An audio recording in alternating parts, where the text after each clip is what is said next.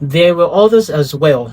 Gilgamesh, whose name would later be remembered in Sumerian legend as a hero king, though the Book of Giants paints a darker picture. Now, regarding Gilgamesh, there's a misconception that Gilgamesh and Nimrod are the same people. They are not. They're different. They existed at different specific points in time. Nimrod was responsible for the building of the Tower of Babel. Gilgamesh was a first age Nephilim. And if you read the book of Genesis chapter 6 from verse 1 to verse 4 downwards, he says one particular thing, that these sons, the Nephilim, the giants, they were known as the men of renown, the heroes of that time.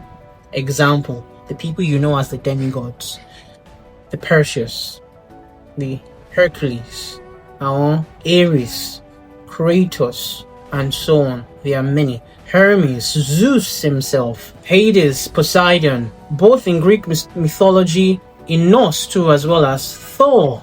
Pay attention. Thor existed. He was actually one of the first age Nephilim, and he was a very, very wicked Nephilim. Hobabish, whose strength was unmatched even amongst the Nephilim, and Ahijah, who was known for his cruelty even in a race defined by violence. These were not mindless brutes. They were rulers, commanders, sons of angels who remembered heaven and longed for a glory they would never possess. Low-key. And as we will see, they knew their time was running out. There is a reason the Book of Giants was not preserved alongside the Book of Enoch in the official canon. The early church fathers could not tolerate the idea that angels fell, that they corrupted mankind, and that God judged them. True.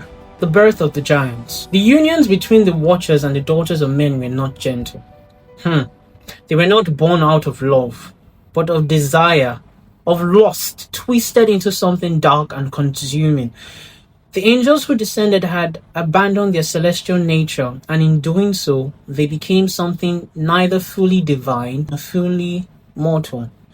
They were caught between two worlds, and the children born from them would be caught as well. Hey, one of these days, Father has instructed me, I'm going to do a video speaking about why the Nephilim, unclean spirits, the fallen angels, and the devil require blood. Why it seems as though there's so much shedding of blood in every single part of the world, including Nigeria. Because there's a reason. It is not just for rituals. There's a systemic reason as to why they require blood. And I shall explain that in another video eventually. Okay, so the first births were recorded in whispers. Stories passed from village to village in the years before writing became common. Women who had lain with the watchers did not carry their children as other women did. The pregnancies were short, violent, and often fatal. Oh my God.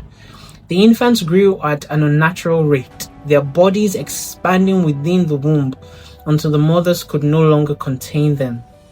When the first Nephilim emerged into the world, those who witnessed it could scarcely believe what they saw.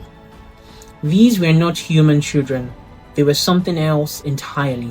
The Book of Giants tells us that within days of birth, the Nephilim had grown to the size of full-grown men. Ha! Oh, wow! Within weeks, they towered above the tallest humans, and by the time they reached maturity, they stood as tall as the cedars of Lebanon. Wow! Their heads disappearing into the clouds when they walked. The text described them as being 300 cubits tall. That is 450 feet higher than the tallest trees, higher than most of the hills that dotted the ancient landscape. And listen to this. One thing that the Book of Enoch and the Book of Jubilees also explains is that